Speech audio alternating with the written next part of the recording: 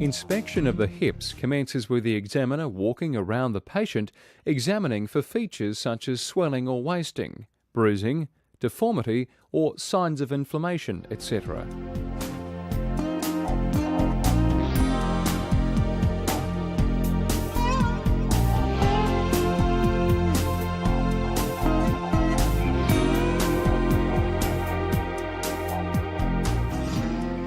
Assessment to determine whether the pelvis is level is done by holding the hands perpendicular to the trunk with each thumb at the same natural position for the examiner.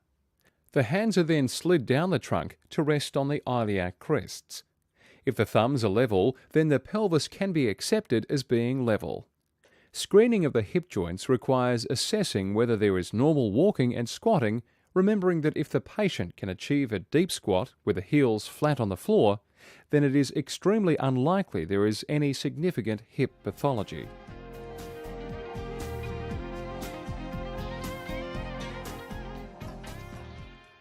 Before commencing palpation, if there is hip pain after recent trauma, the heel should be hit with the flat of the hand, with the patient lying down with a straight leg. If there is an unrecognized fracture of the neck of the femur, this maneuver will cause pain in the hip. Palpation should occur with the patient relaxed and lying face down. The hips and adjoining structures, including the buttocks and adjacent musculature, are carefully and systematically examined.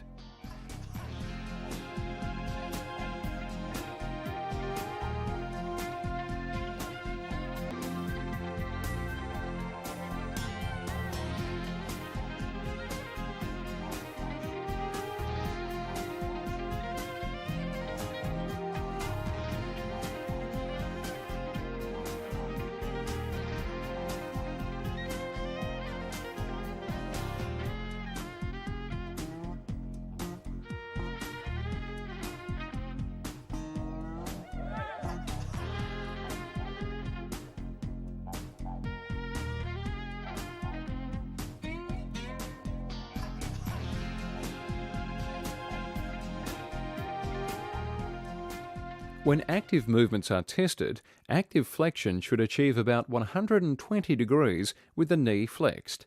It is in this position that overpressure should be applied to see whether there is normal spring in the hip joint.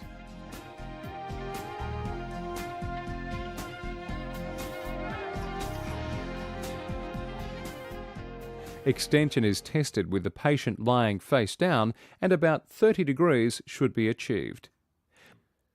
When abduction is being tested, an easy way of fixing the pelvis is to have the opposite leg to the leg being tested hanging over the edge of the couch. Approximately 45 degrees of abduction should be achieved.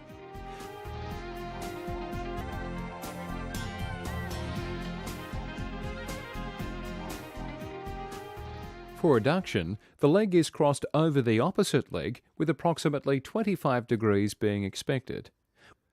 With rotation, the hip and knee are held at 90 degrees, and the foot then moves across the midline, which is external rotation, and away from the midline, which is internal rotation.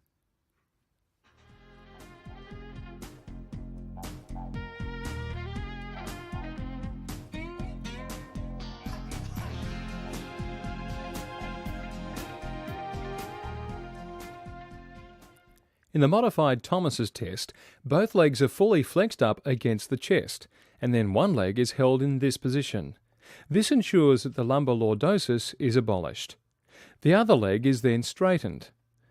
An inability to reach neutral position is evidence of a fixed flexion deformity of the hip, with the amount being the number of degrees by which the leg fails to reach the couch.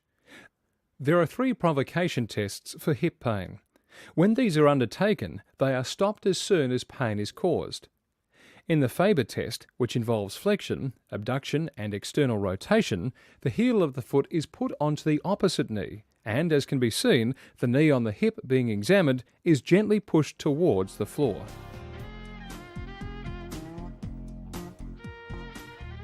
In the Fardia test, which involves flexion, adduction and internal rotation, the hip and knee are flexed to 90 degrees, and then the knee is pushed towards the opposite shoulder. The final test in this group is the flat or flexion adduction test, which commences in the same position of 90 degrees of hip and knee flexion. Pressure is then applied firmly to the knee along the direction of the length of the femur. The hip is repeatedly flexed between 90 and 140 degrees. A positive test is reproduction of the hip symptoms.